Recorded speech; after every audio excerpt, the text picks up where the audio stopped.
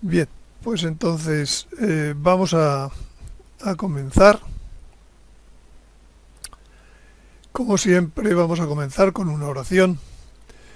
Oh rosa mística de Guadalupe, rosa brillante que embellece el cielo, como estrella de la mañana que anuncia la aurora de los nuevos tiempos.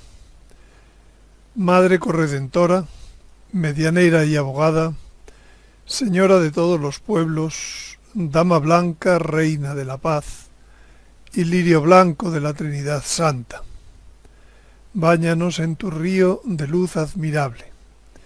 Haznos espejo de tu corazón inmaculado y concédenos ser primicias del reino eucarístico de tu Hijo.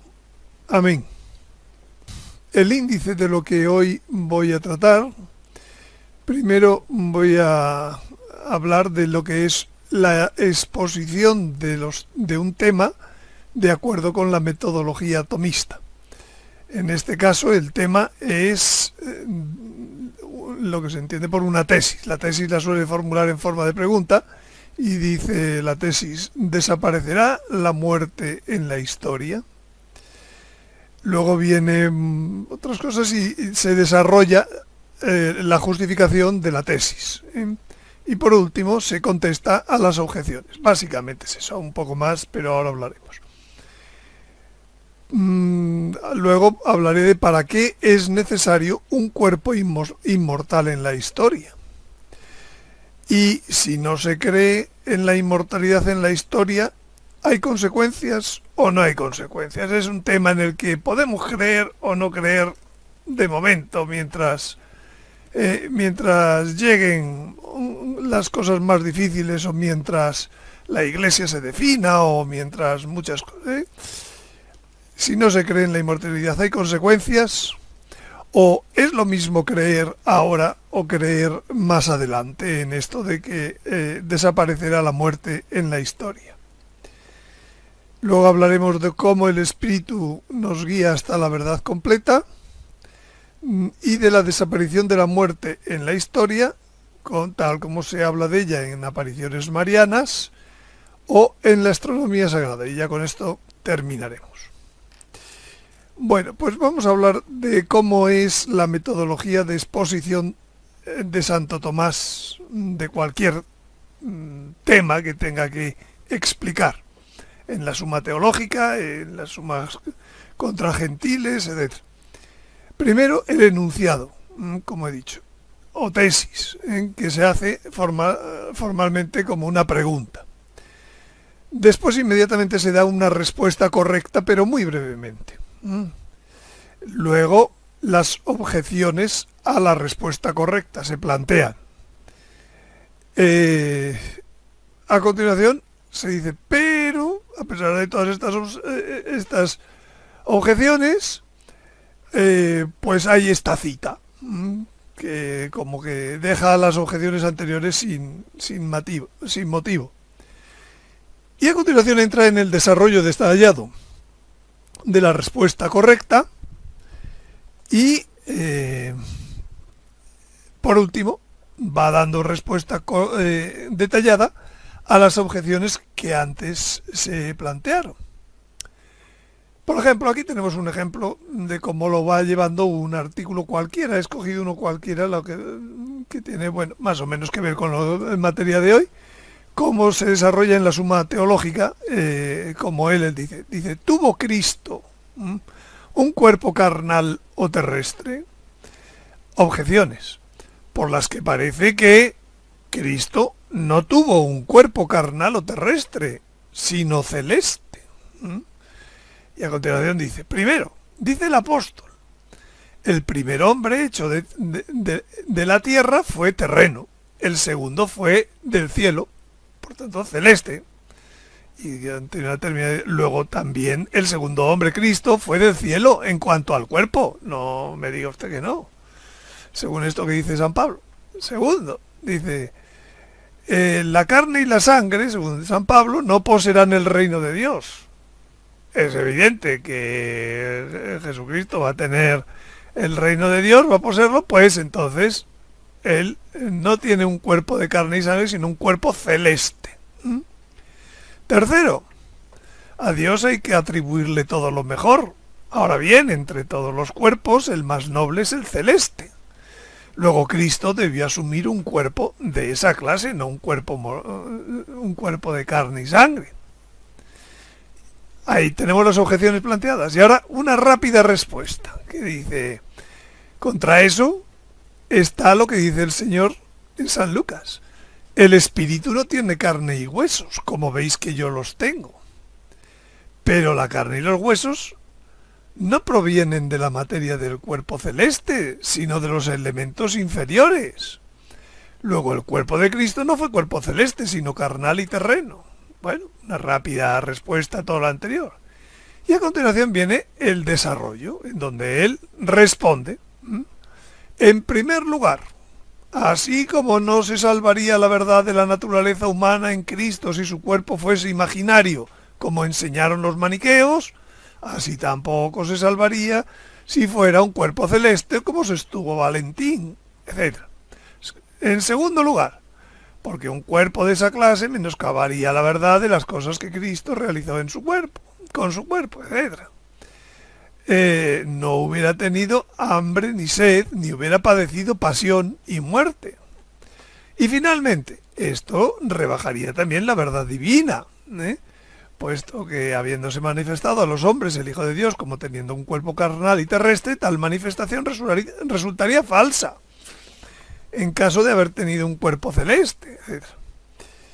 Bien, desmontado entonces explicada su tesis, ahora va por las objeciones. A las objeciones, pues en la primera, el que Cristo haya descendido del cielo se entiende de dos modos, etc. La segunda, la carne y la sangre no se toman, explica. La tercera, que un cuerpo débil y terrenal haya sido promovido a una sublimidad extraordinaria, etcétera, explica, ¿vale?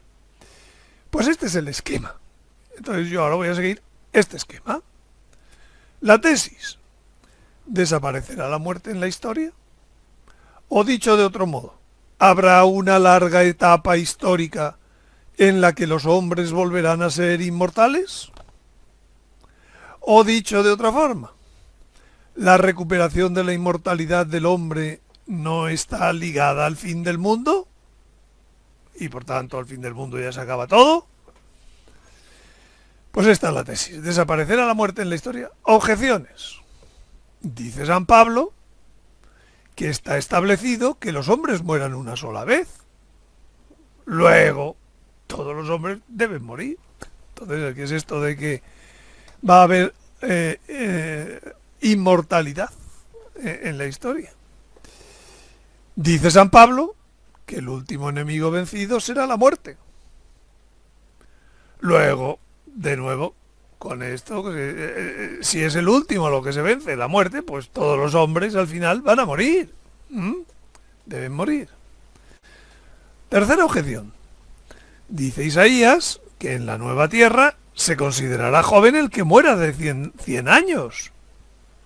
Y quien no llegue a los 100 años se le tendrá por maldito.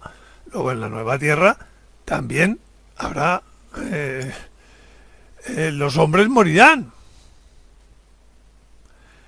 Y cuarta objeción. Parece que el hombre fue creado mortal y la inmortalidad es un don añadido, según dice el Catecismo en el punto 1008. Por tanto, la inmortalidad no es propia del hombre, sino de una gracia que Dios da. Bueno, pues las objeciones están expuestas, pero ahora vamos a hacer el desarrollo. Y luego contestaremos, una vez que se ha hecho el desarrollo, contestaremos a estas objeciones.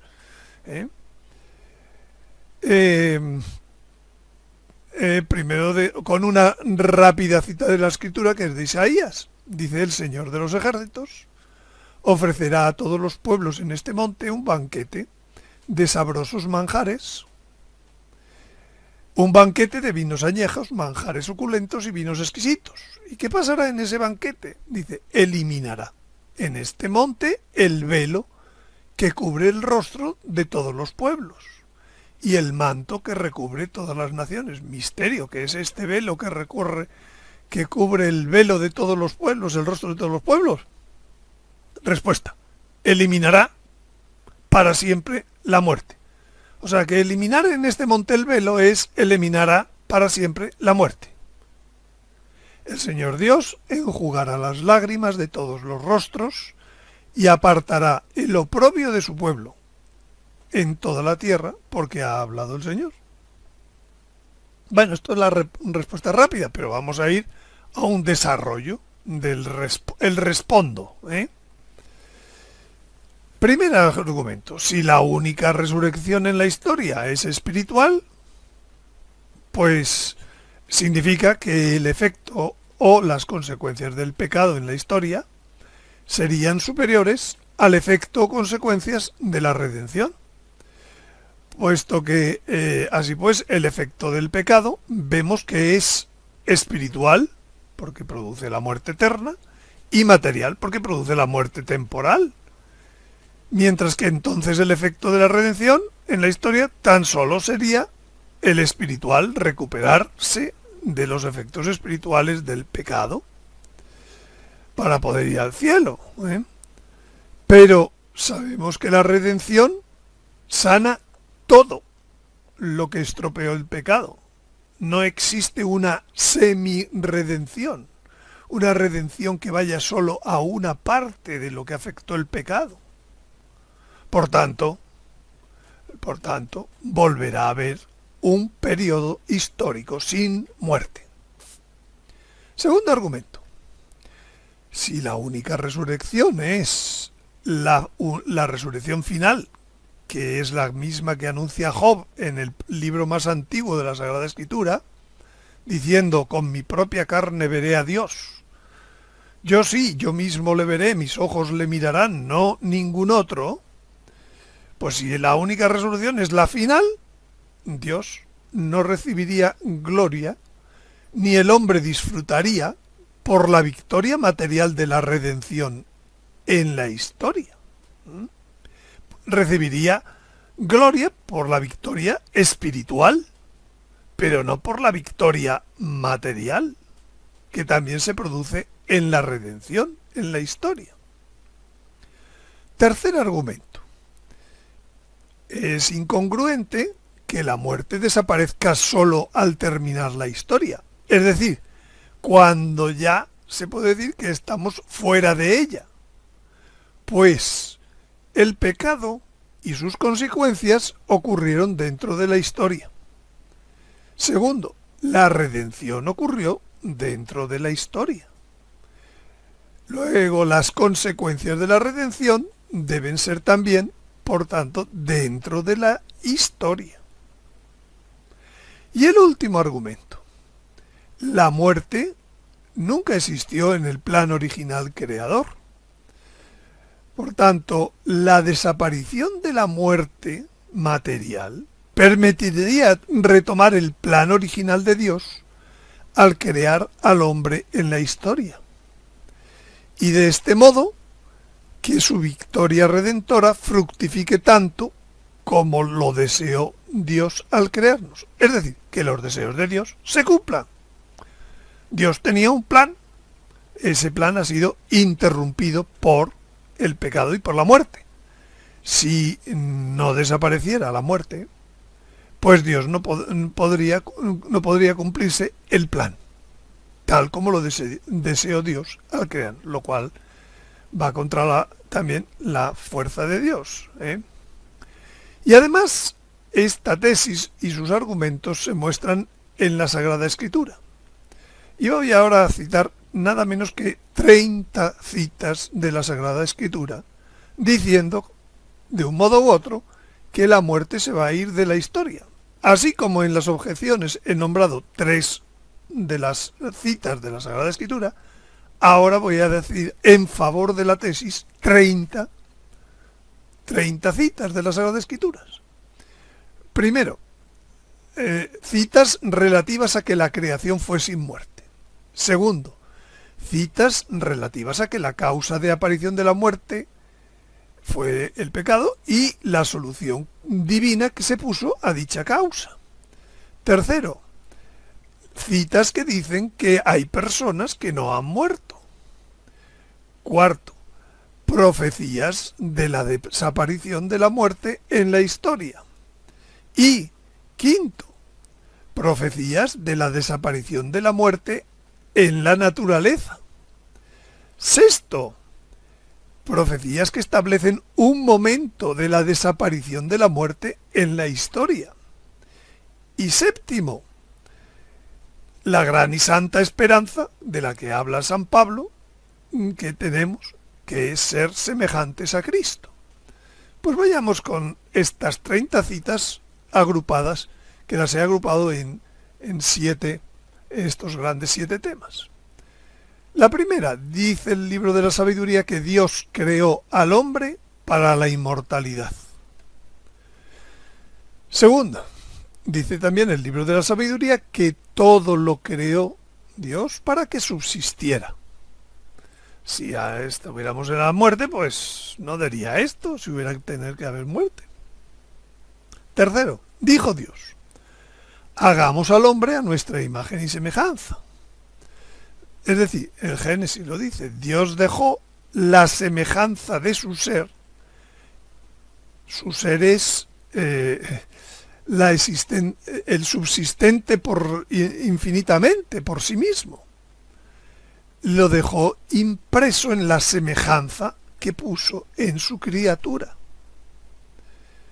Al decir, hagamos al hombre a nuestra imagen y semejanza, lo hizo inmortal. Dice el libro de la sabiduría también que Dios no hizo la muerte. Y dice San Mateo, nuestro Señor dice que Dios es un Dios de vivos.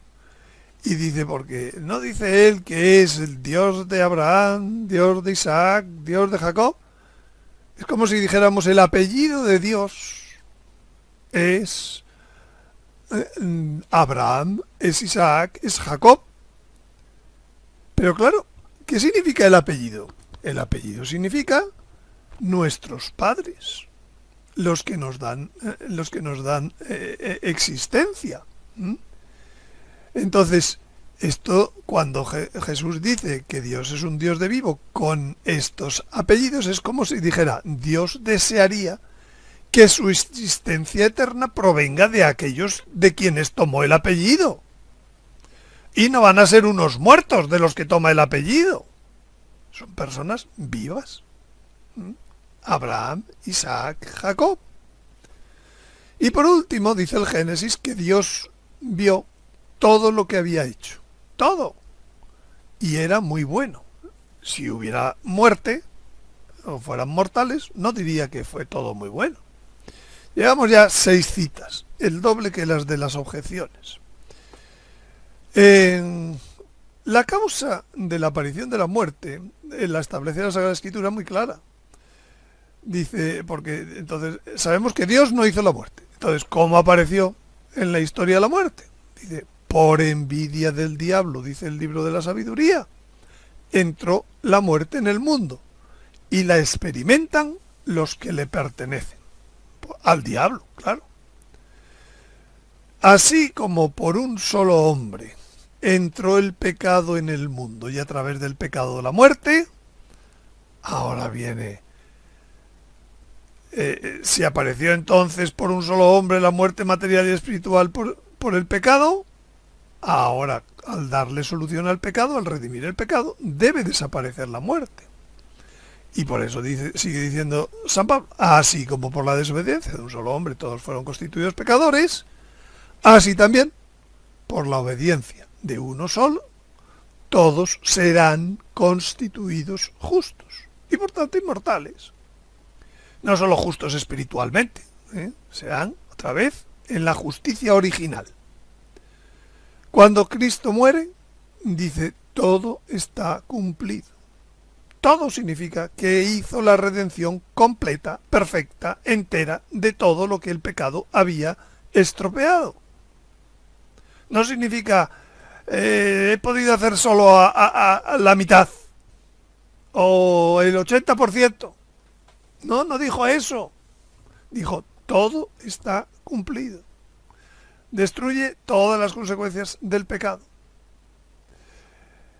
De hecho, hay una diatriba, una discusión teológica que dice que si se habría encarnado la segunda persona de la Trinidad, si Adán no hubiera pecado. Y hay teólogos que responden que sí, porque Cristo, independientemente de que nos librara o nos redimiera del pecado, además, Cristo es la causa final, el modelo de la creación. Todo el universo se ordena hacia Jesucristo. Y así lo dice la Escritura. Y esto así lo entendieron, por ejemplo, Duns Scoto, San Alberto Magno, San Francisco de Sales. Por el contrario, hay otros teólogos, curiosamente Santo Tomás, que dice que la Sagrada Escritura siempre menciona como remedio del pecado la encarnación. Y luego dice, pero bueno, es que si Dios quisiera, también podría haber hecho las cosas si el hombre, la encarnación de Jesucristo, si el hombre no hubiera pecado. No se trata de eso. Dice, Cristo es el modelo, y como es el modelo, siempre se habría encarnado, así como si Adán no hubiera pecado. Dice, dice la mística Ciudad de Dios, María de Ágreda, María de Jesús de Ágreda. Los que dicen que encarnó el Verbo para redimir el mundo, dicen bien. Y los que dicen que encarnara si el hombre no pecara, también hablan bien. Si con verdad se entiende, y explica. Porque si no pecara Adán, descendiera del cielo, Jesucristo, en la forma que para aquel estado conviniera. Claro, modelo. Descendería inmortal, modelo, etc. Pero porque pecó, tuvo aquel decreto segundo que bajara pasible, porque visto el pecado convenía que le reparase en la forma que lo hizo.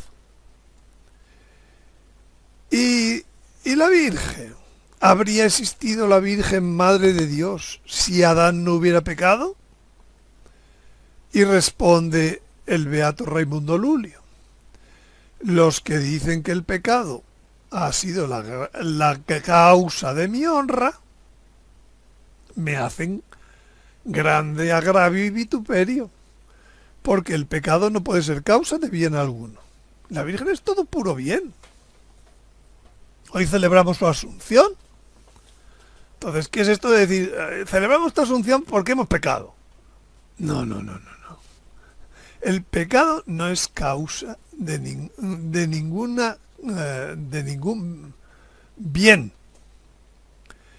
Antes que su formación se decretase, dice la mística de Dios, otra vez la de Ágreda, antes de que la formación de Adán se decretase, en la divina mente se formasen y en la divina mente se formasen los abismos de las ideas a destra, estaban ya Cristo y su madre ideados y formados.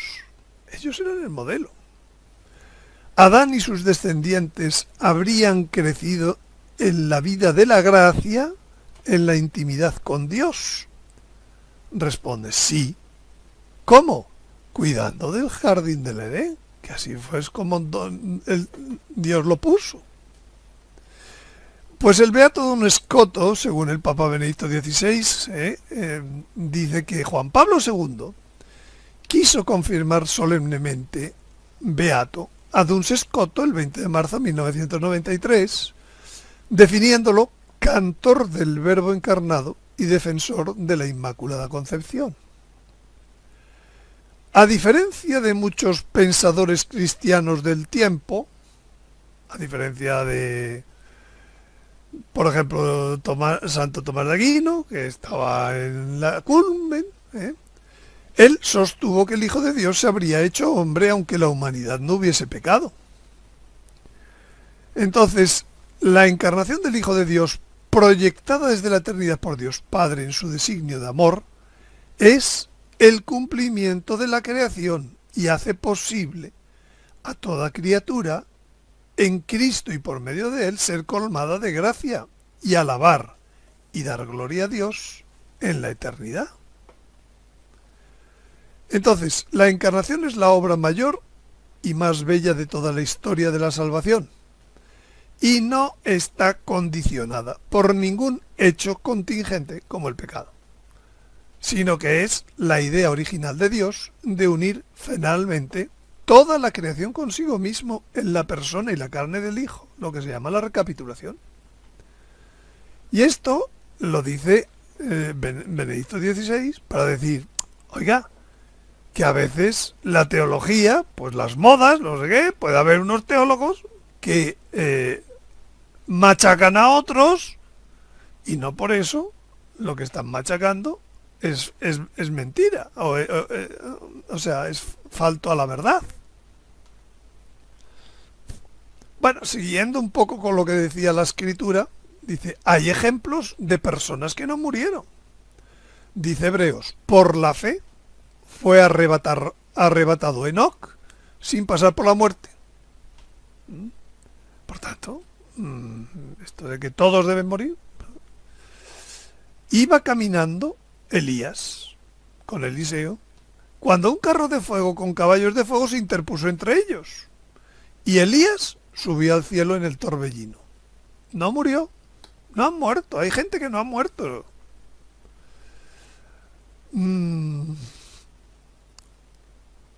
Y de hecho también hay profecías en la Sagrada Escritura que hablan de eliminar la muerte en la historia. Hemos leído antes esta breve del que el Señor de los ejércitos ofrecerá a todos los pueblos un banquete que eliminará el velo y eso significa eliminará para siempre la muerte. Bueno, pero tenemos otras muchas. Por ejemplo, dice el Apocalipsis que el tiempo de los muertos debe ser juzgado. Porque después de este juicio, la muerte más allá no existirá. Es decir, la muerte tiene un tiempo en la historia, un tiempo. Al terminar ese tiempo se ha juzgado el tiempo de los muertos, el juicio de las naciones. A partir de ahí, la muerte más allá no existirá. O no existirá, voy a decir, nada más que testimonialmente. Otra de las, terminando ese versículo del Apocalipsis, dice, y enjugará toda lágrima de sus ojos, y ya no habrá muerte, ni duelo, ni llanto, ni dolor, porque lo primero ha desaparecido. Y en el propio Apocalipsis continúa diciendo, he aquí que hago nuevas todas las cosas. Todas las cosas. La muerte la vamos a seguir dejando ahí. Dice San Pablo que gemimos en nuestro interior, aguardando ansiosamente la adopción como hijos. ¿Qué consiste la adopción como hijos? ¿Es que San Pablo no era hijo de Dios? ¿Es que San Pablo cuando dice esto no era un bautizado? Y sin embargo él aguarda ansiosamente la adopción como hijo en plenitud. ¿Y eso cómo se hace? Con la redención de nuestro cuerpo. Este cuerpo que es mortal hoy. Entonces, dice en otro lugar, San Pablo dice, es necesario. No es una teoría bonita, es necesario que este cuerpo corruptible se revista de incorruptibilidad. Y este cuerpo mortal se revista de inmortalidad. Y cuando el cuerpo corruptible se haya revestido de incorruptibilidad y este cuerpo mortal se haya revestido de inmortalidad, se acabó el mundo. Pues no dice eso. Entonces se cumplirá la palabra que está escrita, la muerte ha sido absorbida en la victoria. Y vamos a ver la victoria. ¿O es que la victoria ya es fuera de la historia? Pues menuda victoria. Se acabó el tiempo de juego. Mira, has ganado el partido, pero lo has ganado en el último segundo. Pues eso, ¿dónde está la necesidad de ganar de ese modo? No hay gloria a Dios, no hay. Y por eso dice, ¿dónde está muerte tu victoria? ¿Dónde está muerte tu aguijón? Él lo está viendo. en la historia. Eh, y también desaparecerá la muerte en la naturaleza, dice la creación. Se ve sujeta a la vanidad, no por su voluntad, no porque fuera creada mortal, sino por quien la sometió con la esperanza de que también la misma creación será liberada. ¿También por qué? Porque va a ser liberados los hijos de Dios. Entonces también la misma creación será liberada de la esclavitud de la corrupción. ¿Para participar en qué? En la libertad gloriosa de los hijos de Dios en una buena pedazo de historia. Y vi un cielo nuevo y una tierra nueva.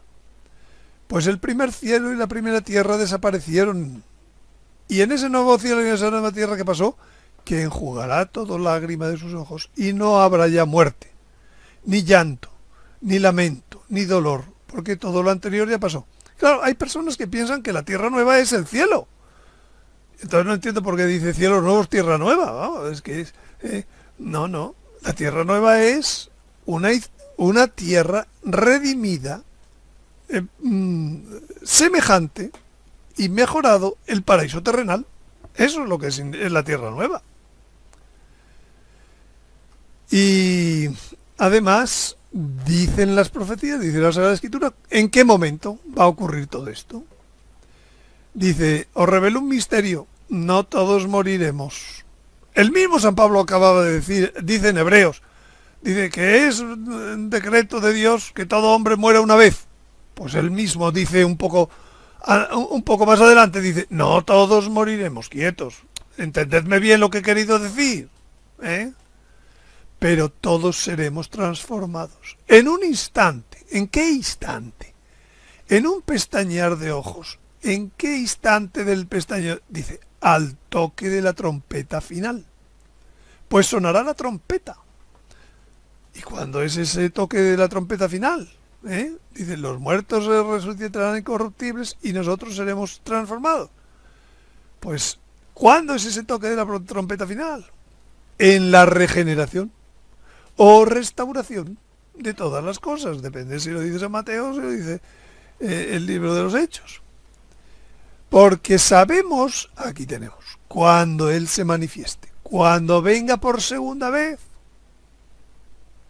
cuando Él se manifieste, y no va a venir al final de la historia, cuando esto ya no hay más tiempo de partido para ganar de verdad por goleada. Dice, cuando Él se manifieste seremos semejantes a Él. Entonces, en este esquema escatológico básico está la historia, los últimos tiempos, la gran tribulación, y luego viene el tiempo del milenio, del reino de Jesucristo, etc. Pues en este esquema básico, aquí están 7 trompetas en la gran tribulación, que dice el Apocalipsis. Por tanto, al sonar la 7ª trompeta de este tiempo, seremos transformados. Todo el mundo será transformado, los que queden vivos.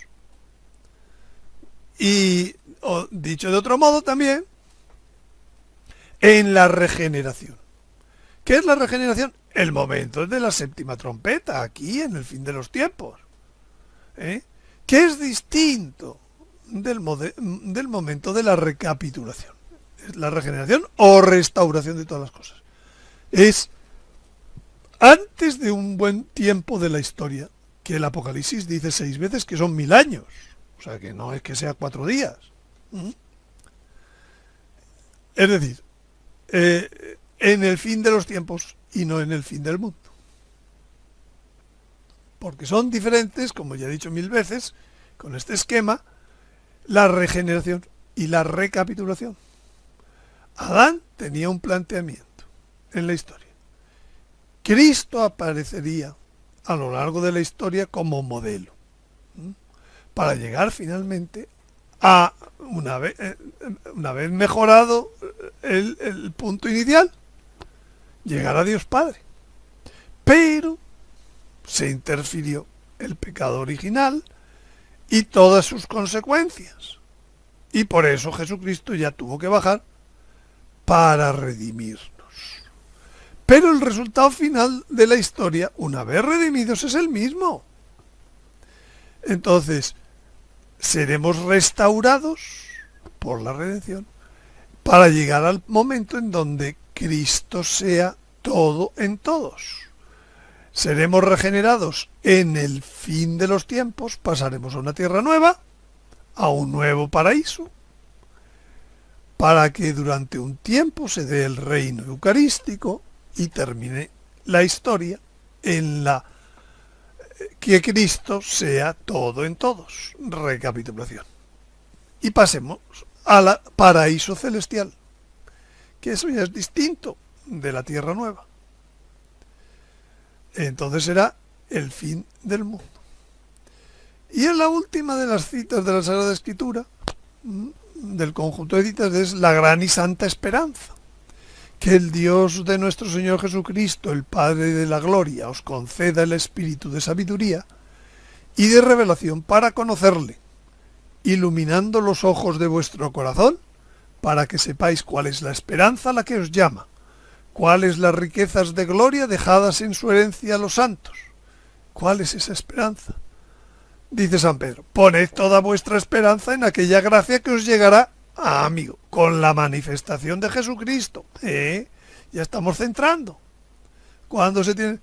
Dice, y la esperanza, dice, no quedará defraudada. Es verídico eso. Y entonces dice San Juan, cuando Él se manifieste, sabemos que seremos semejantes a Él. Esa es la gran esperanza. Seremos semejantes a Él.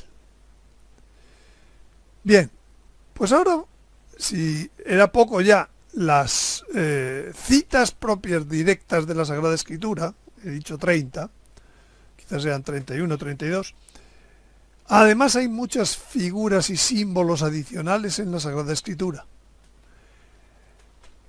¿Qué es una figura?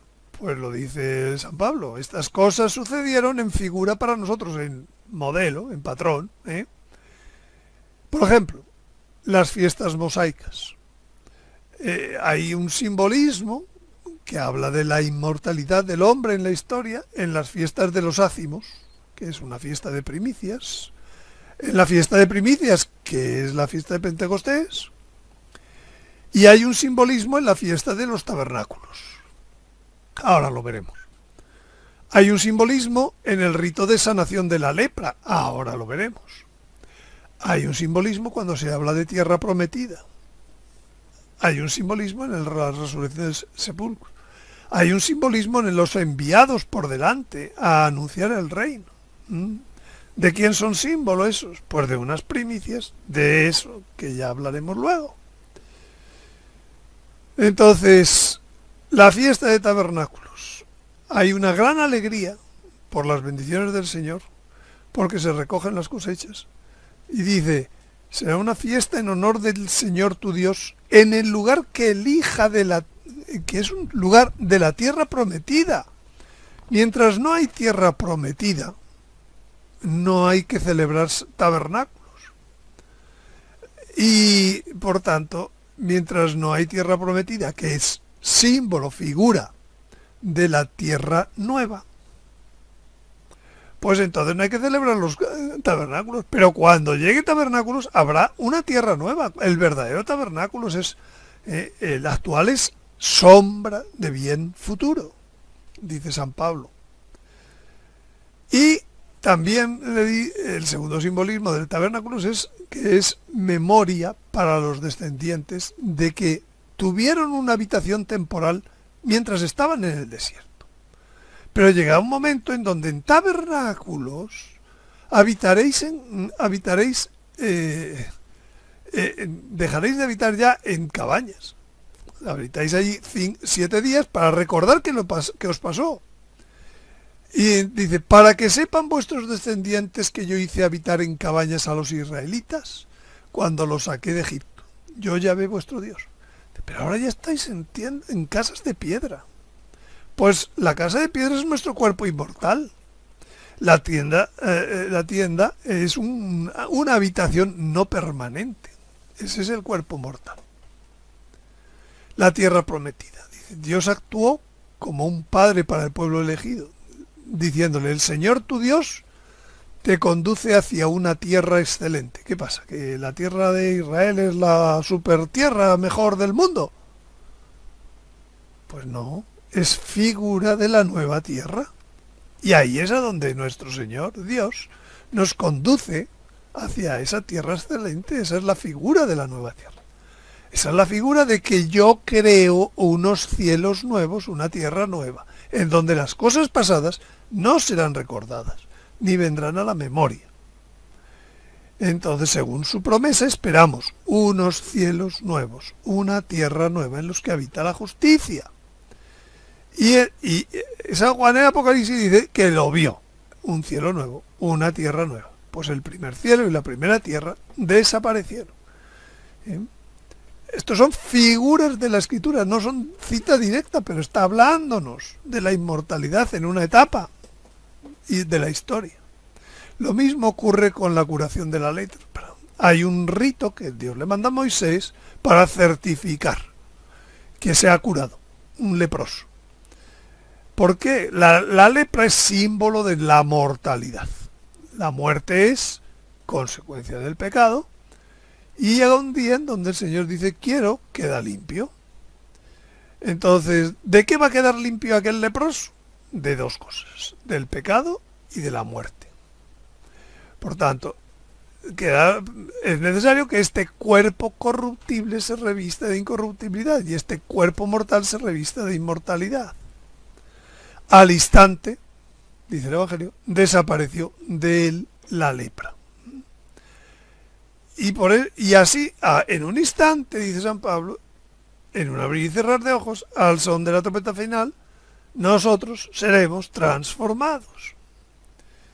Como Jesucristo limpió la lepra a los leprosos. Y entonces le dice, esto es lo que vete y vete a los sacerdotes a cumplir. Y entonces, ¿qué tenía que cumplir? Este es el rito. El sacerdote saldrá a las afueras del campamento y lo examinará. Si comprueba que la llaga de la lepra ha desaparecido del leproso, mandará que se traigan para él, para el que ha de ser purificado, 2 pájaros vivos, puros, una rama de cedro, púrpura, carmesí e hisopo. Luego el sacerdote mandará inmolar uno de los pájaros sobre la vasija de loza con agua corriente. Después tomará el pájaro vivo junto con la rama de cedro, la púrpura carmesí y el hisopo y los mojará en la sangre del pájaro inmolado en agua corriente. Entonces rociará 7 veces al que ha de ser purificado de la lepra y lo declarará puro. Luego soltará por el campo al pájaro vivo. Entonces, aquí hay muchos símbolos en este rito de certificar la curación de la lepra, o lo que es lo mismo, de certificar la curación de la muerte. 2 pajarillos, porque hay 2 fases en este proceso de curar la muerte. Un pajarillo muere, otro pajarillo vive. En una fase hay muerte, en otra fase deja de haber muerte. Hay una vara de cedro que se utiliza para que es material del templo. Hay púrpura, carmesí e hisopo, que significa símbolo del sufrimiento. Hay un vaso de loza y agua corriente, símbolo del bautismo. Y, semejantemente al rito del día de la expiación, hay 2 animales. Uno muere, otro vive. ¿Con qué vive? Con la sangre del primero. Pues los 2 pájaros significan las 2 fases por las que somos limpiados de la muerte. El primer pájaro es sacrificado y su sangre cubre al segundo pájaro. Eso es Jesucristo en la cruz. El sacrificio, la sangre del primero, da la vida al segundo. El segundo, al ser soltado, simboliza la inmortalidad y la vida. Y del mismo modo con los 2 corderos, el día de la expiación, la sangre del primer cordero cubre al segundo. El segundo vive y se lleva el pecado lejos de la ciudad. Hay entonces dos venidas de Jesucristo con dos finalidades. El primer cordero es la primera venida de Cristo. Muere para expiar con su sangre nuestros pecados. Pero luego viene con el manto teñido de sangre, dice el Apocalipsis. Y esa segunda venida de Cristo se va a llevar el pecado de nuestro cuerpo. Y con él la muerte, como el segundo cordero, como el segundo pájaro. Nuestros cuerpos entonces serán inmortales cuando se manifieste. Bienaventurado y santo el que tiene parte en la resurrección primera, en esa manifestación. Sobre estos, la muerte segunda no tiene poder. Bien, y hoy precisamente, día de la Asunción de María, celebración del dogma de la Asunción, podemos ver qué pasa con el modelo del magisterio de la Iglesia sobre el dogma, no solo de la Escritura, también del magisterio. Entonces, ¿qué es la muerte? Según el catecismo, es la separación del cuerpo y del alma. El alma es espíritu, el cuerpo es materia, entonces separa.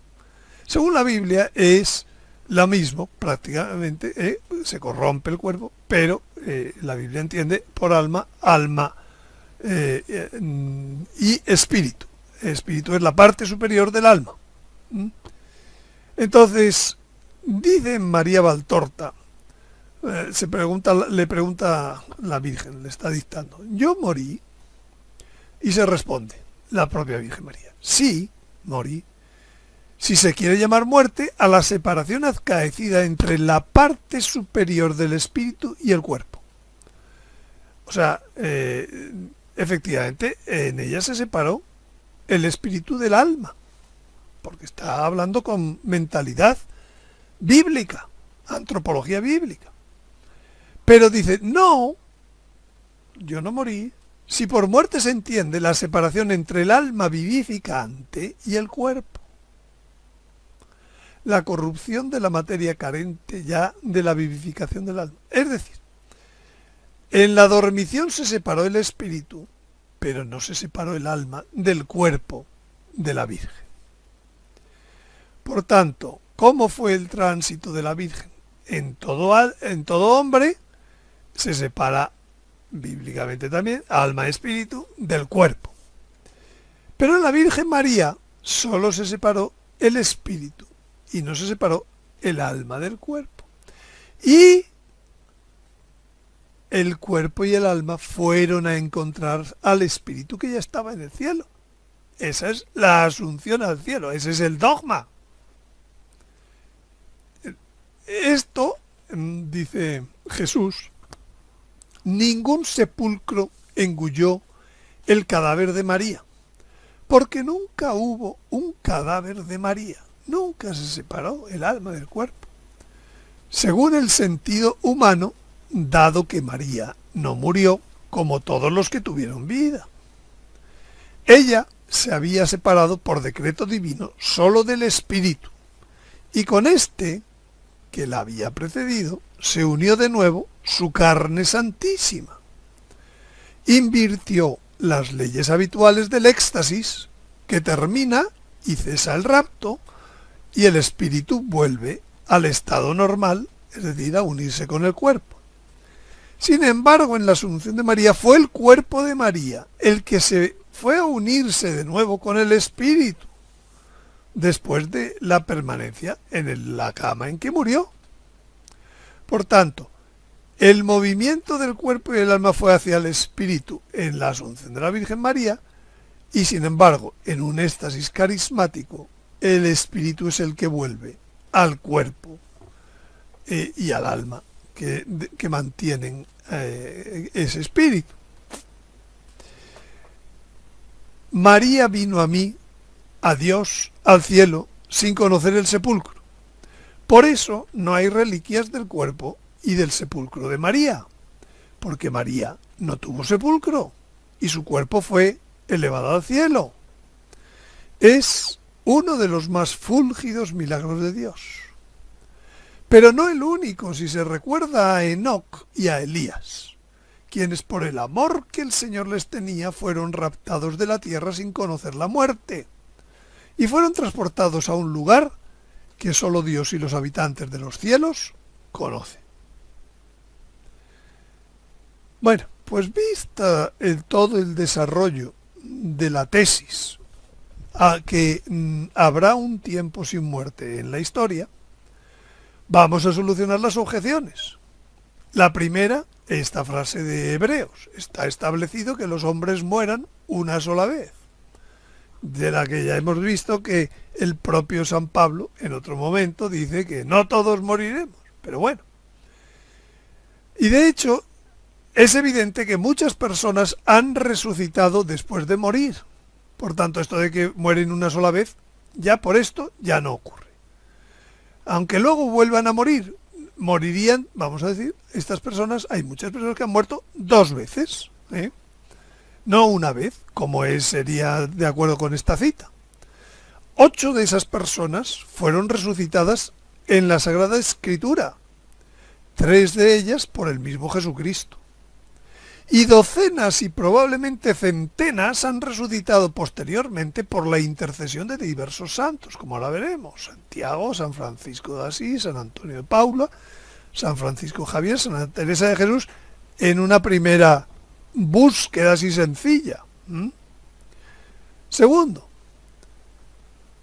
la segunda objeción, dice, la primera objeción todavía, dice el catecismo, dice: la muerte es el fin de la peregrinación terrena del hombre, del tiempo de gracia y de misericordia que Dios le ofrece para realizar su vida terrena según el designio divino y para decidir su último destino.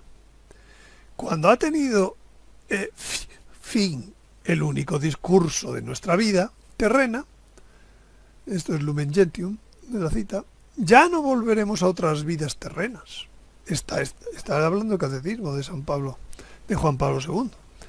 Está establecido que los hombres mueran una sola vez. Mete la cita de Hebreos. Pero él mismo se corrige y dice, se corrige, especifica en qué sentido usa esa cita bíblica. No hay reencarnación después de la muerte. Eso quiere decir que está establecido que los hombres mueran una sola vez. Es decir, que aquí no vamos a pasar primero hombre, después rana, después caballo, después... No, eso nada. Y eso es lo que dice este punto del catecismo. La cita de la Sagrada Escritura se utiliza en el catecismo para enseñar que no existe reencarnación. No para decir que no hay hombres que hayan muerto dos veces, no para decir que no va a haber nunca en la historia un tiempo sin muerte. De hecho, aquí tenemos las 8 resurrecciones que aparecen en la Escritura: el hijo de la viuda de Sarepta por Elías, resucitado; el hijo de la Sunamita por Eliseo; un cadáver que arrojaron en la tumba de Eliseo al tocar los huesos del profeta, resucitó; la hija de Jairo, con 13 años de edad; el hijo de la viuda de Naín; Lázaro, el amigo de Jesús, que llevaba 4 días ya sepultado; Tabita, resucitada por San Pedro; y Eutiquio, resucitado por San Pablo. Estos 8 romperían ya el sentido que se le quiere dar en algunas objeciones a que no habrá más que muerte en toda la historia, o que el hombre va solamente morir una vez. Pero aquí tenemos ejemplos de esos milagros que he dicho. Por ejemplo, Santiago es un milagro escrito por el Papa Calixto en el año 1108 en tierras de Francia. Un hombre decidió acudir al sepulcro de Santiago para pedir descendencia. Regresó a casa y al cumplirse los meses, su mujer tuvo un hijo al que pusieron el nombre del apóstol. Cuando cumplió 15 años, emprendió camino a Compostela con su familia y, llegando a los montes llamados de Oca, falleció. Su madre imploró a Santiago, y cuando lo llevaban a la sepultura, el muchacho se despertó. obró el milagro y Santiago volvió un muerto a la vida. Eso dice el Papa Calixto. San Francisco de Asís tiene bastantes milagros de resurrección. El primero en la población de Monte Marano, cerca de Benevento. Murió una mujer durante una noche, reunido el clero para celebrar las exequias y hacer vela cantando salmos. De repente, a la vista de todos, se levantó del túmulo la mujer y llamó a un sacerdote de los presentes y le dijo: quiero confesarme, padre, oye mi pecado. Habiéndose confesado y recibida la absolución, tranquilamente se tumbó en el lecho y se durmió en el Señor, con lo que el diablo huyó confuso. En Pomarica, pues algo parecido, distinto, pero muerta una niña de corta edad, muerta a consecuencia de una grave enfermedad. En este, San Francisco, acompañado de un compañero, visitó a la desconsolada mujer y le dijo: no llores, porque la luz de tu antorcha que crees ha apagado te será devuelta por mi intercesión.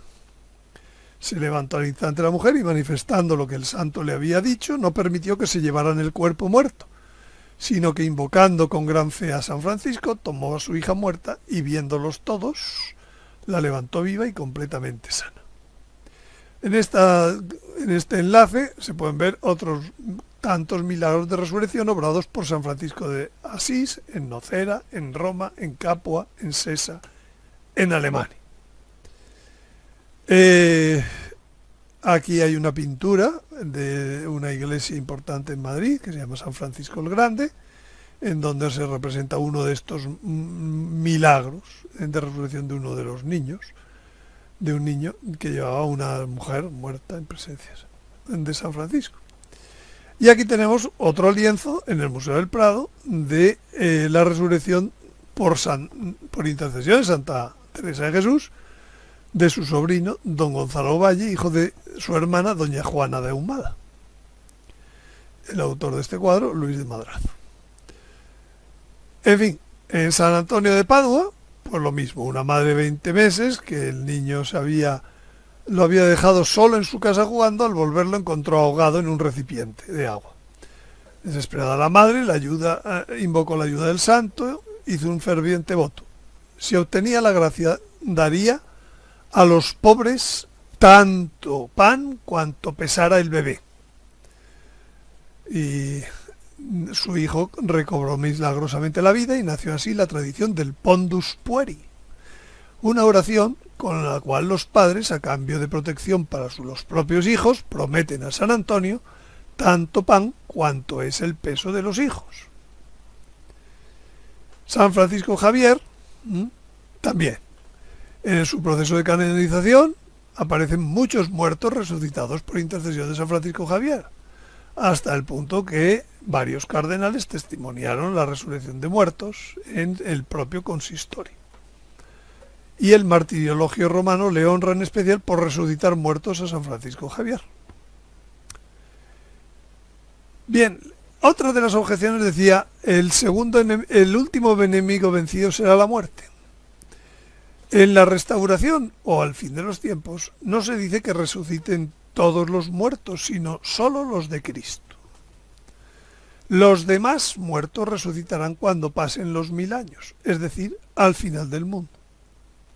Por tanto, habrá muertos sin resucitar hasta el final del tiempo, fin del mundo o juicio final. Por eso, la muerte será el último enemigo vencido, a pesar de que ya habrá hombres viviendo que no morirán.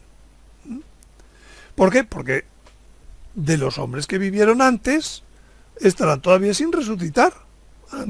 Esa es la razón por la cual el último enemigo vencido será la muerte. O la razón por la que dice también Isaías que se considerará joven al que muera centenario. Dice Isaías, dice que se considerará joven al que muera centenario, y quien no llegue a 100 años se le tendrá por maldito. Esto no significa que todos hayan de morir, sino que en la nueva época puede que haya alguna muerte, ya que los que nazcan en la nueva época serán también probados. Si fallan su prueba, pecan y morirán pero solo ellos individualmente, no todo el género humano como ocurrió con Adán. Es decir, las personas que nazcan en la nueva época nacerán con abundantes dones e inmortales, como Adán. Y además no tendrán tentador, pero sí tendrán prueba. Por lo que si pecan, será su pecado muy grave, porque sin tentador y con tantos dones. Y por eso dice Isaías que se les llamará malditos. En la nueva tierra va a convivir dos tipos de hombres viviendo allí. Los que provienen de la tierra actual, que estarán ya confirmados en gracia, es decir, no la segunda muerte no tiene que ver con ellos, que podrán pues casarse y procrear hijos, que habrá diferencias de grado en las 4 dotes de su cuerpo con los que estén en el cielo, pues sí, serán inmortales todos, pero unos moverán a más velocidad o tendrán más claridad que otros, etcétera. Todos los hombres ya gloriosos se parecen al Señor y las mujeres a la Virgen y pueden requerir, a pesar de estar en la tierra nueva, reparación por sus pecados. Esos son los que provienen de la tierra actual. Pero también habrá gente que nazca en la nueva tierra.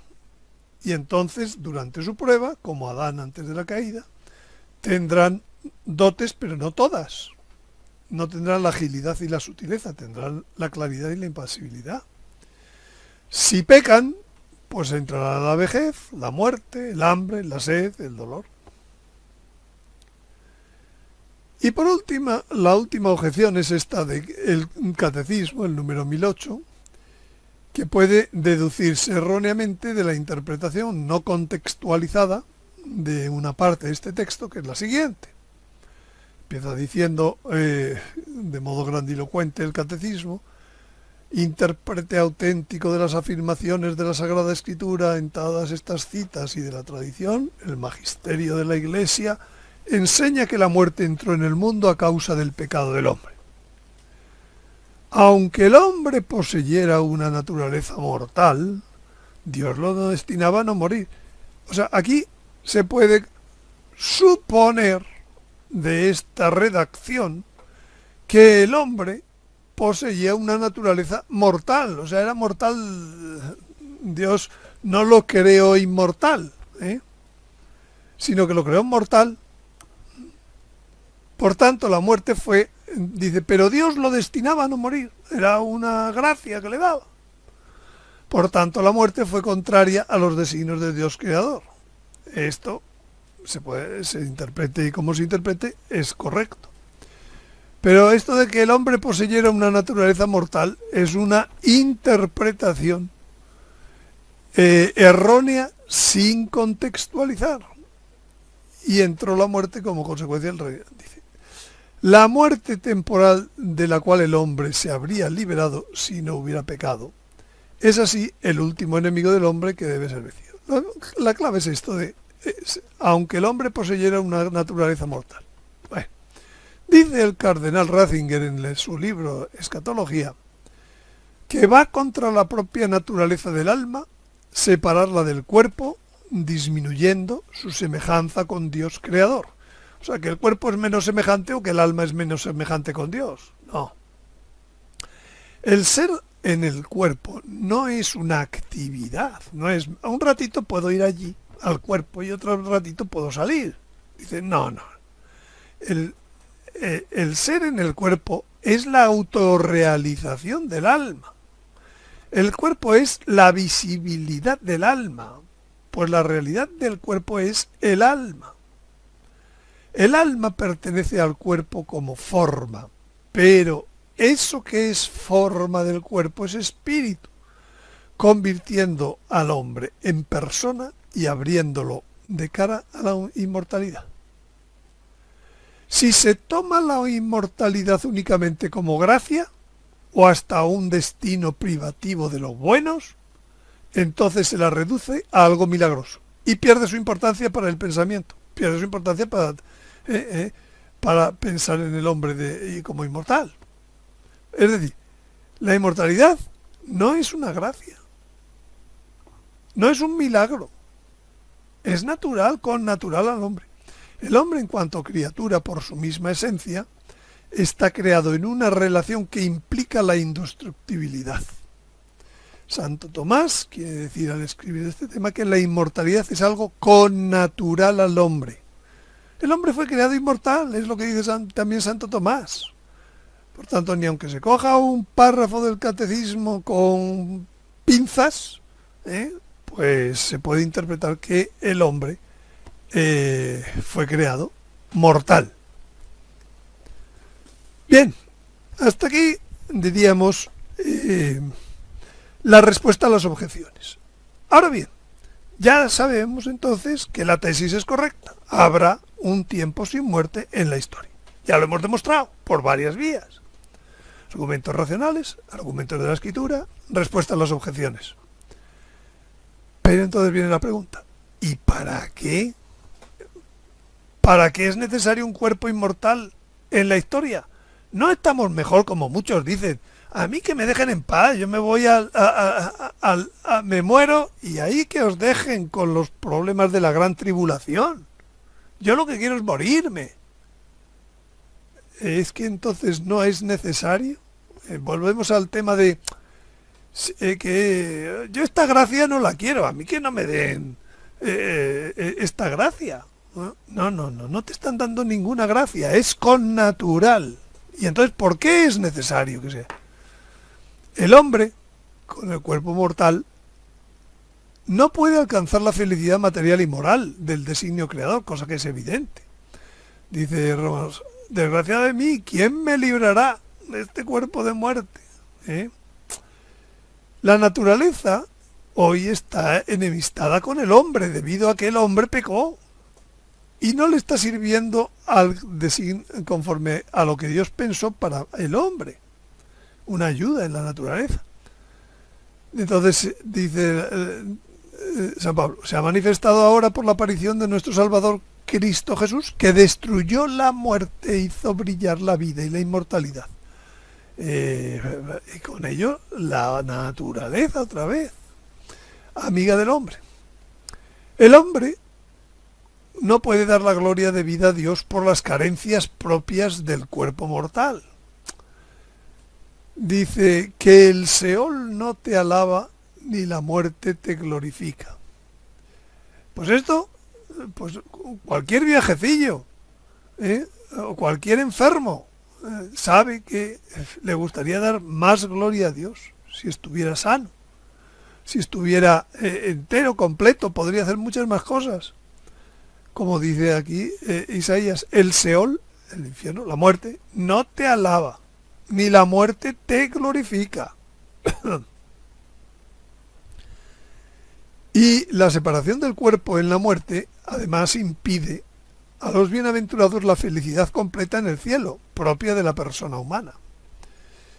Dice nuestro Señor, yo no me complazco en la muerte de nadie, sea quien fuere, oráculo del Señor. Todos esos que dicen, yo me voy al cielo y a la feliz. Quieto, un momento. Al irte sin cuerpo, la felicidad no es completa, ni en el cielo, porque la felicidad tuya es la unión de cuerpo y alma. Sin esa, las felicidades son incompletas. Entonces, el cuerpo mortal tiene una actividad imperfecta respecto al designio divino, porque el cuerpo mortal observa limitadamente con los 5 sentidos externos. ¿Para qué es necesario? Pues a lo mejor para oír mejor, para ver más allá, en un espectro más grande. Hoy en día, o para tener mejores olores, mejores gustos, mejores... Entonces observamos hoy limitadamente. Podríamos observar mucho mejor con un cuerpo inmortal. Percibimos, que es distinto de observamos, se observa con los sentidos exteriores, se percibe con los sentidos interiores. percibimos confusamente. Y si no, independientemente, pregúnteselo a los disléxicos, pregúnteselo a los autistas, pregúnteselo a los borrachos, si perciben confusamente, aunque les funcionen bien los sentidos externos. El cuerpo mortal necesita frecuente descanso y alimento. El cuerpo mortal sufre dolor en todas sus partes. Y el cuerpo mortal, por mucho que quiera, se mueve más lento y limitadamente que sus deseos y necesidades. Y el confinamiento es una prueba de ello. Nos gustaría movernos, pero no podemos con este cuerpo mortal. Nada más que como se puede. Dice el libro de la sabiduría: un cuerpo mortal, un cuerpo corruptible, oprime el alma. La tienda terrenal abruma al espíritu, lleno de preocupaciones. Por tanto, es importante tener un cuerpo inmortal en la historia. No solo para dejar de ser miopes, o dejar de ser disléxicos, sino pues para dejar de dormir, para dejar de que no haya dolores corporales, para movernos con rapidez, sin limitaciones, ¿eh? Y para finalmente, porque todas estas cosas impiden al espíritu desarrollar su vida propia. El alma también tiene un limitado desarrollo de sus facultades por esta relación imperfecta que tiene con un cuerpo estropeadillo, que es el cuerpo mortal. Por ejemplo, el control de las funciones vegetativas y animales al alma le exige un esfuerzo extra en detrimento del esfuerzo que tendría que dedicar a las funciones intelectuales. Pues hemos comido un poco más, pues hay que ver cómo estamos de dormidos, ¿no?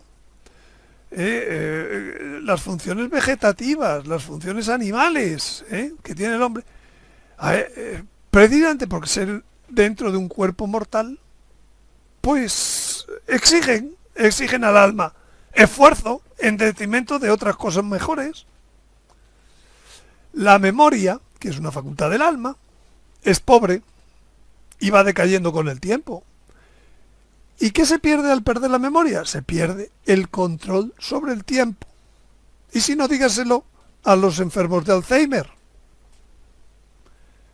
a esas personas mayores que se acuerdan más de las cosas que eran de niño, o de las cosas que pasaban, que las cosas actuales. ¿Y con eso qué significa? Que un hombre que no controla el tiempo, ¿qué es? ¿Vivir en el tiempo sin controlarlo?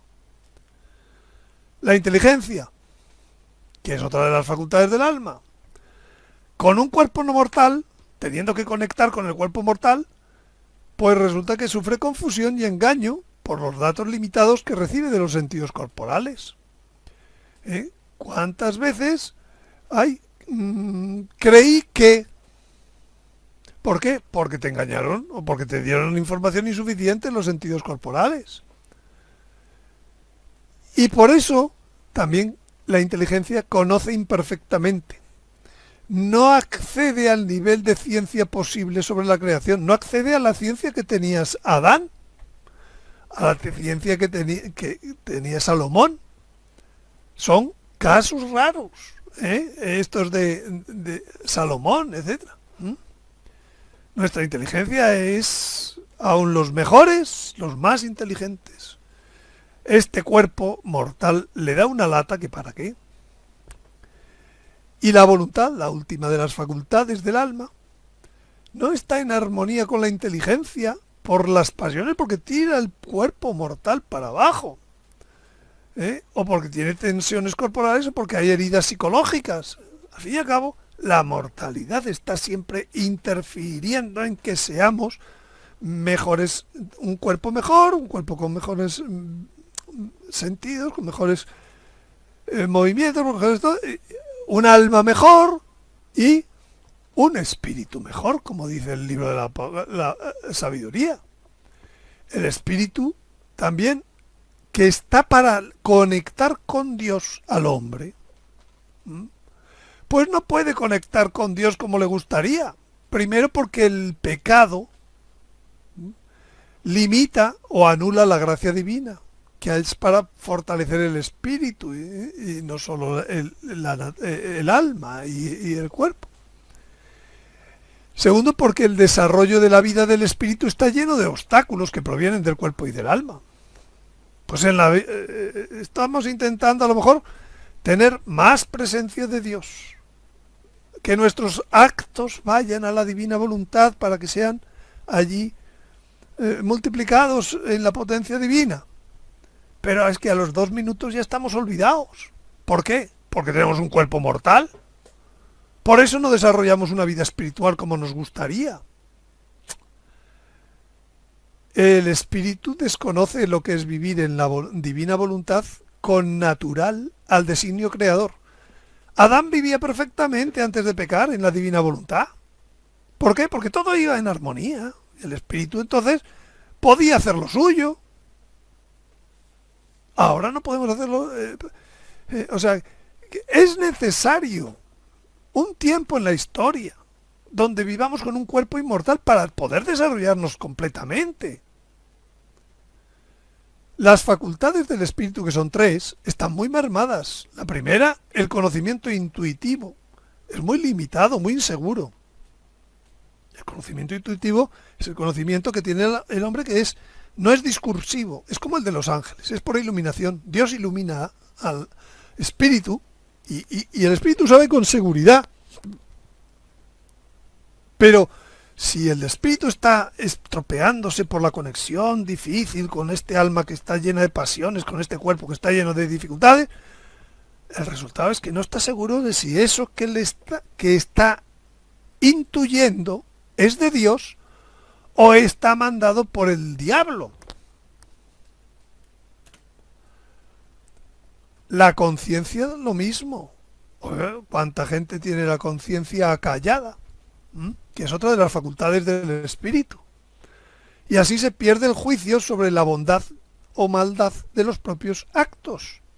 Y una vez que está corrompida la conciencia, es muy difícil ya la conexión con Dios. Y por último el corazón, la tercera facultad del espíritu, que no puede fijar su amor preferentemente en Dios, no puede fijar su amor en las criaturas, por Dios, en las criaturas. No distingue los sentimientos de bondad natural, de bondad divina, etc. Por tanto, para que todo funcione, es un obstáculo para que el hombre funcione como está hecho. Es un obstáculo que el cuerpo sea mortal. Estamos con un coche de carreras estropeado. Que los frenos no funcionan más los de un lado que los del otro, que la dirección no va por donde me gustaría. Entonces, ¿para qué queremos este coche de carreras que se llama hombre? Si está estropeado por todos lados. Es necesario que llegue es deseable, pero más que deseable, como dice San Pablo, es necesario para que el hombre pueda dar gloria a Dios como se debe, para que este coche de carreras que se llama hombre, pues a su diseñador, a su ingeniero, pues todo el mundo le felicite diciendo ¡qué buen coche hiciste! Y no digas, hay que ver, si va con la rueda pinchada, ¿cómo va a correr la carrera de Le Mans? O de Indianápolis. Por tanto, es necesario un cuerpo inmortal. Pero, ¿y si yo hoy no quiero creer porque me parece que esto es una teoría, bueno, no voy a decir que vaya por mal camino, pero en fin, hay muchos sacerdotes, por poner un ejemplo, que no están seguros de ello, o que no lo predican? Si no se cree entonces en la inmortalidad en la historia, ¿hay consecuencias? Pues vamos a verlo. Efectivamente, La primera, si no se cree, no se predica.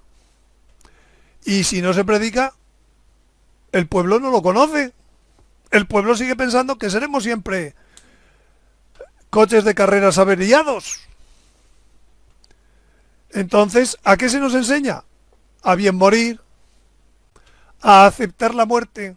Esa es la predicación que existe sobre estos temas. En vez de una predicación que espera las promesas divinas, que espera la realización completa de la redención. Y como no se espera, no se pide. ¿Y qué pasa cuando Dios quiere dar una cosa y no se la pides? Pues que no la concede. Normalmente, Dios da a conocer las cosas para que las deseemos y para que se las pidamos y entonces nos las conceda. Pues aquí se acabó. ¿Por qué se retrasa en la historia la llegada de este momento? Entre otras cosas, porque no se conoce, porque no se predica. Y por eso dice Oseas, mi pueblo muere por falta de conocimiento. Es que muere físicamente, no solo espiritualmente. Seguimos muriendo porque no conocemos que va a haber un tiempo en la historia sin muerte. Y de ese modo se retrasa el cumplimiento de las promesas. Se retrasa la venida del reino eucarístico.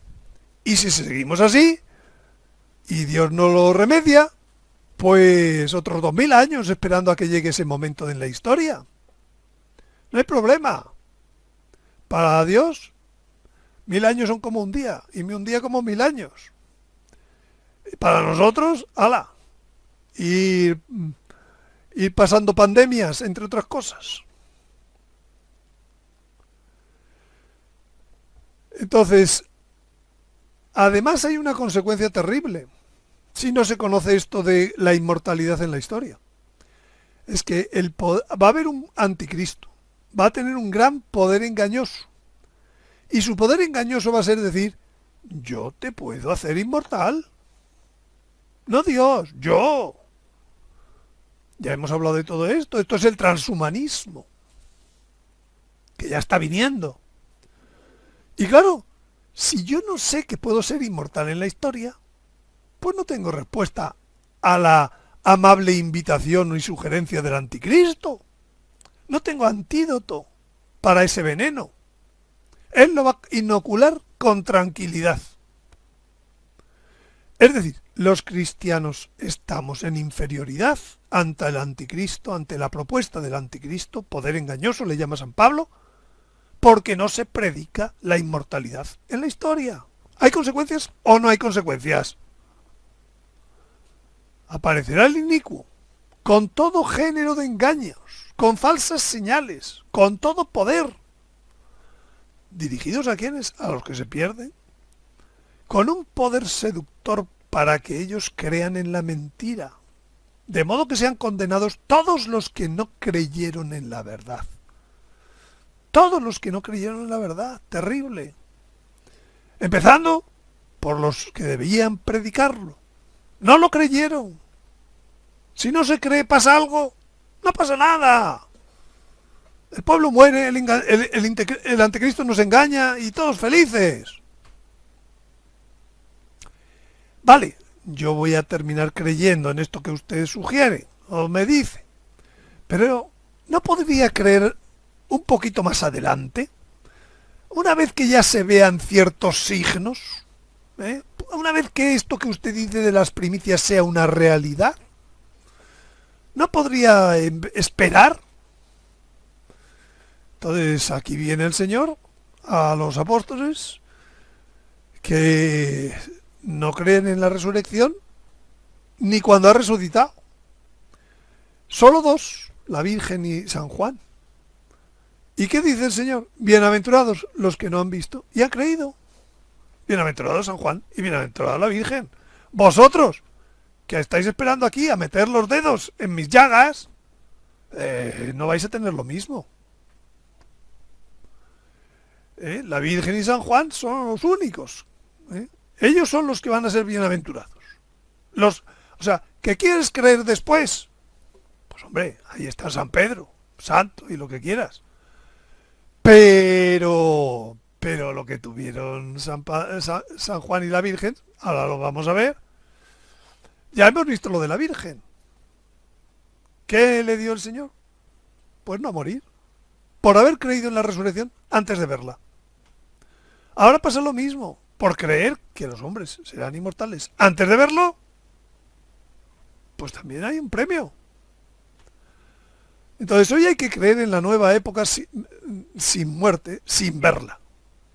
En esa época que dice el Apocalipsis, enjugará toda lágrima en los ojos. Ya no habrá muerte. Si esperas a creer esto después, no vas a tener lo mismo. Hoy hay que creer también sin ver en la transformación. Ese misterio, no todos moriremos. No hay que esperar a creer el último día diciendo, a ver si me tocó la lotería. Y hoy hay también que creer sin ver en las primicias de la cosecha. Toda cosecha tiene unas primicias. Estos fueron recatados como primicias de los hombres para Dios y para el Cordero. Si no tienes esta creencia, si quieres esperar, pues entonces no te pasará lo que le pasó a San Juan. Lo de la Virgen ya lo hemos visto. Ahora vamos a San Juan. Si quiero que este se quede hasta que yo venga, ¿a ti qué? Esto es una de las cosas que dijo el Señor. En otro momento dijo, en verdad os digo que algunos de los aquí presentes no gustarán la muerte hasta que vean al Hijo del Hombre en su reino. Y San Juan es el único apóstol del que no se conservan sus restos, no se sabe dónde están o si se perdieron. No hay reliquias de San Juan Apóstol. Hay colecciones de reliquias en distintos lugares del mundo y siempre falta la de San Juan. La de la Virgen también, claro. Sorprende que esto no ocurre con ninguno de los demás apóstoles, evangelistas y santos. Las reliquias de los santos siempre han sido muy bien custodiadas por los cristianos, por tanto, se tienen. ¿Qué ha pasado con la vida de San Juan? Pues tras la muerte de Jesús vivió con la Virgen hasta su ascensión al cielo. Parte de ella, de esa vida con la Virgen, pues fue en Éfeso. Probablemente coincidió allí con San Pablo, que escribe a los Efesios, luego más tarde, pues mientras San Pablo trabajaba con los corintios desde el otro lado del mar, desde Éfeso, durante unos 3 años. La Asunción de la Virgen acaece hacia el año 50, por tanto todavía le quedaba mucha vida a San Juan a partir del año 50. Entonces se sabe que tuvo discípulos santos como San Papías Mártir, obispo de Hierápolis en Frigia, y se sabe que San Juan, atención, padeció martirio en Roma en la persecución de Domiciano en los años 94 y 95. Fue introducido en aceite hirviendo y salió ileso. Pregunto, ¿suena a esto que tiene un cuerpo inmortal? ¿Suena a esto que es impasible? Introducido en aceite hirviendo y sale ileso. Y hay quien dice, esto es un milagro. Digo, no, nada de milagro. Esto es lo normal de una persona transformada, de una persona con cuerpo inmortal. Cuerpo como el de Jesucristo resucitado. Si Jesucristo resucitado hubiera entrado en aceite hirviendo, ¿se habría quemado? ¿Habría salido ileso? Pues esto es lo que digo. Pero claro, si no tenemos el modelo de que va a haber cuerpo inmortal, mental, el modelo mental, pues decimos, esto fue un milagro, salió ileso, maravilloso, qué grande San Juan. No es milagro corporal. Dio testimonio de esto Tertuliano y otros padres de la Iglesia. Pero es que va a haber más. San Juan escribió el Evangelio, sus cartas y el Apocalipsis hacia el año 100. Estuvo desterrado en la isla de Pasmos, como dice el propio Apocalipsis. Y al morir Domiciano parece que volvió a Éfeso, donde existe la tradición de que allí murió muy anciano. Ahora veremos. Murió sí, y existe una tumba sí, pero no hay restos humanos, no hay reliquias. En las ruinas hay una basílica del siglo VI que está construida sobre una iglesia del siglo II, pero de huesos, nada. por mucho que conservaran los cristianos. Lo que sí que existe es una tradición sobre la Asunción de San Juan y otras tradiciones sobre su cuerpo. Este texto del calendario litúrgico del año 600, su fiesta, la fiesta de San Juan Evangelista, se fue anotada como la Asunción de San Juan Evangelista en Éfeso. Las apócrifas actas de San Juan dicen que durante los últimos días de su vida en Éfeso desapareció, puesto que nunca se encontró su cadáver. ¿Se habrá ido como una primicia para decir ya volveré? Como si hubiese ascendido al cielo en cuerpo y alma. Qué curioso estas cartas apócrifas, actas de San Juan. El pseudo Abdías cuenta que Aristodemus, sumo sacerdote de Diana de Éfeso, lanzó un reto a San Juan para que bebiese de una copa que contenía un líquido envenenado. Y el apóstol lo tomó sin sufrir daño. ¿Os suena esto a primicia? ¿A cuerpo inmortal? Lo tomó sin sufrir daño alguno. Y a raíz de aquel milagro convirtió a muchos. De aquí surge una de las tradicionales representaciones de San Juan, que es bebiendo una cosa de la que salen sapos y culebras. También dijo esto el Señor: a los que crean, les acompaña. ¿A los que crean en qué? ¿En general o en estas cosas? Les acompañarán estos signos, porque serán ya inmortales. Cogerán ver serpientes en sus manos. Y si beben un veneno mortal, no les hará daño. Qué curioso esto de la vida de San Juan. Giotto, una de sus pinturas más conocidas es La Ascensión de San Juan. Donatello, lo mismo, en Florencia, La Ascensión de San Juan. Y esta foto que me llegó hace tiempo, hace el año 2000, en que parece señalar a la próxima iglesia de Juan tras la iglesia petrina. El cuerpo de Nuestro Señor, del Sagrado Corazón, que puede ser también el de la Virgen del Inmaculado Corazón, aparece de dentro del cuerpo de una persona que tiene las llaves de la iglesia y que no tiene barba, como San Pedro. Y aquí se ve entre las sombras, bueno, se puede ver conforme cómo la Virgen llega a dar un abrazo a Dios Padre al llegar al cielo. En fin, a todo lo mismo. Entonces, la pregunta era, ¿puedo creer mañana en vez de creer hoy? Pues hay dos momentos en donde se va a recibir la inmortalidad corporal en el fin de los tiempos. Un momento va a ser antes del aviso, entre pandemias y guerras. Ese momento es lo que se llama las primicias. 144.000, cupo tasado. Y no van a ser todos el mismo día, van a ser como Dios hace las cosas, pocos, muchos, todos. Aquí cada cual verá cuándo quiere creer. Yo prefiero ya después del aviso total, son 2 años, pues casi mejor. O yo prefiero cuando ya haya visto 3 primicias, como los que veían a San Juan, ¿no? Que decían, ¡ay, qué milagro! Si ha salido vivito del aceite hirviendo. Pensarían que no era inmortal. Estaban esperando a ver si veían un inmortal, perdón. Pues siga usted esperando para creer a ver una primicia. Pero si tiene la mala suerte de que llegue el aviso y no es todavía inmortal, entonces le voy a decir lo que va a tener que esperar. Primero, tiene que pasar por el milagro, la aparición del Hijo Varón, que le va a dar mucho fastidio por no haber creído antes. Segundo, la muerte del Papa Francisco. Tercero, el ascenso del falso profeta, el ascenso del anticristo, la abominación de la desolación. Todo eso va a tener que ir tragándolo, sin poder ser inmortal. Dicen, ¿por qué no creería yo? Ahora tengo que aguantar todo esto hasta poder la siguiente parada del tren. La persecución mundial muy sangrienta.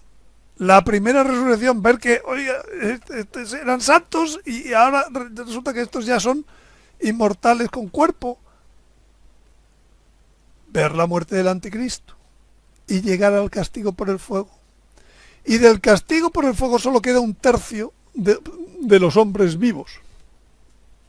Y si es usted de los que quedan vivos por no haber creído en el anuncio de la inmortalidad y lo que eso conllevaba, pues entonces tendrá la suerte de que estará en una nueva tierra y en un abrir y cerrar de ojos, los que quedemos, los que queden vivos, al sonido de la última trompeta y escuchando usted, pues entonces tendrá la posibilidad de ser transformado ese tercio de los hombres. Fíjese usted la diferencia que hay entre creer ahora o creer un poco después. Por seguridad, vamos, porque es usted de los seguros, de los que van pisando en suelo firme. Ahora, ya le digo que entre los que van pisando por el suelo firme, hay 2 de cada 3 que no llegan. 2 de cada 3 que al sepulcro. ¿Y sabe usted lo que le pasa a los que estén en el sepulcro entonces? Que tiene la posibilidad de salvarse porque usted es bueno y se va a terminar salvando, aunque tenga que pasar por el purgatorio. Pero entonces usted deberá esperar 1000 años para recibir el cuerpo. Estará como los que hoy están en el cielo de Cristo, que no son, están en el cielo, pero están sin cuerpo. Están infelices porque no tienen el cuerpo. A usted les tocará esperar. Por no haber querido creer en su momento, a 2 de cada 3 le va a tocar esperar 1000 años. Esta es la realidad. Es que me gusta hablar así un poco, quizás descarnado, para darnos cuenta que la fe no da igual. Que creer en Dios no da igual. Que cuando Dios plantea algo, no podemos decir, pues voy a esperar hasta que las cosas se vean claras. Hasta que el sacerdote X o el sacerdote Y... Mire, voy a darle un recuerdo de una cosa que dice los Hechos de los Apóstoles. Dice en un momento determinado, y se convertían muchos sacerdotes. ¿Se entiende? Sacerdotes de Leví, del Antiguo Testamento. Aquí vamos a ir a un Novísimo Testamento.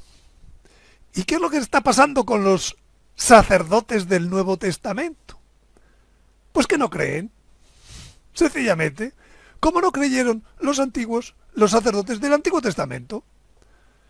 Finalmente, sí, ya llegado el momento de los Hechos de los Apóstoles, muchos sacerdotes creían. Yo le pregunto una cosa. ¿Usted cree que a esos sacerdotes que de pronto creían, inmediatamente los apóstoles le decían, hombre, como eres sacerdote de Leví, ven que ya puedes decir misa? O les decían, oye, mejor a ser soldado. Porque los sacerdotes de Melquisedec van de otra cosa. Pues algo así le puede pasar a los que están esperando a que mi director espiritual no termina de verlo claro. Algo así puede pasarle a su director espiritual y a los que van con su director espiritual.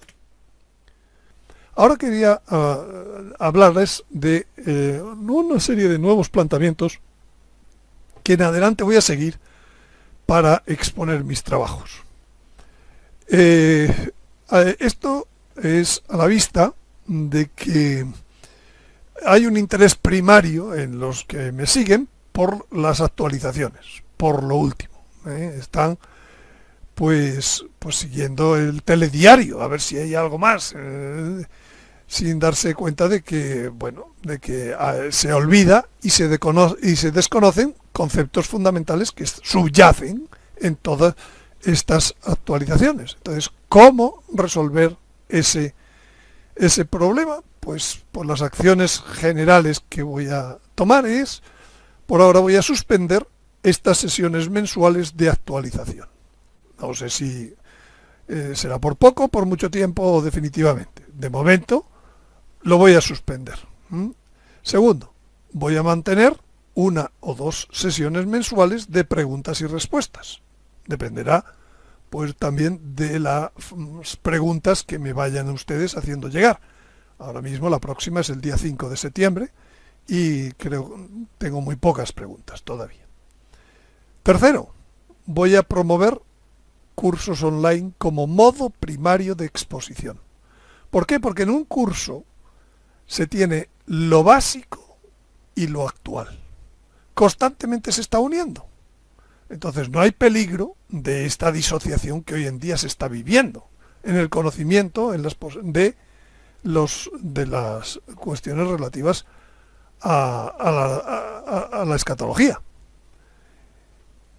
Y por último, voy a ir sustituyendo progresivamente las series de vídeos largos actuales que hay accesibles en Vimeo y en Payhip. No van a quedar ahí porque sencillamente prácticamente son un adorno.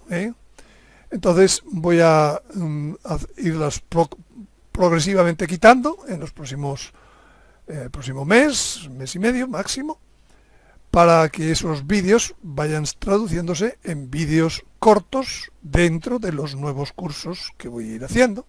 Por tanto, si tienen interés en todavía, sepan que por poco tiempo van a estar accesibles todas esas series de conceptos básicos de escatología, la serie de comentarios, la serie, etcétera. Y hay dos o tres más importantes. Y antes de fin de año voy a publicar dos nuevos cursos online. Uno sobre primicias y otro sobre el aviso y el milagro, todo lo que se refiere a la preparación y a las profecías. De momento esto va a ser lo más inmediato.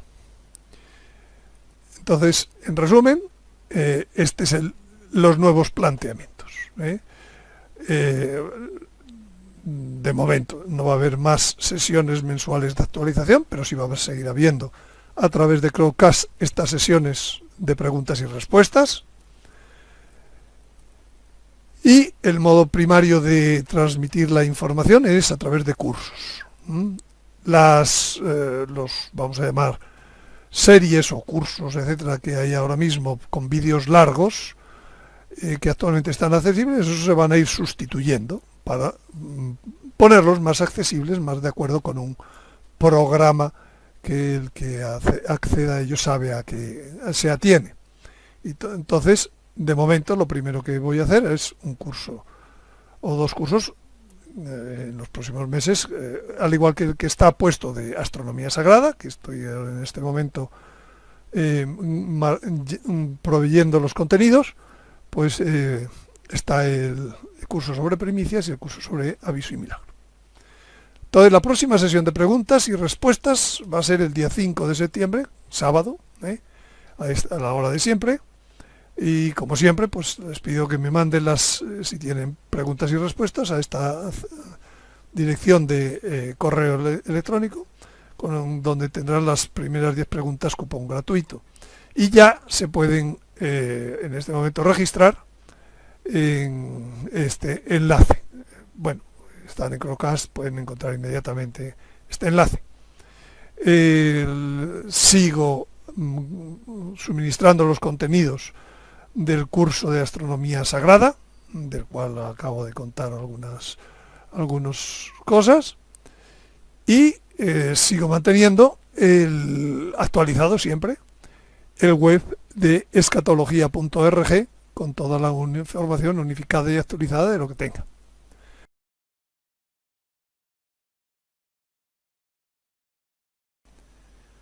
Y terminamos con una Ave María a la Virgen en este día de su festividad.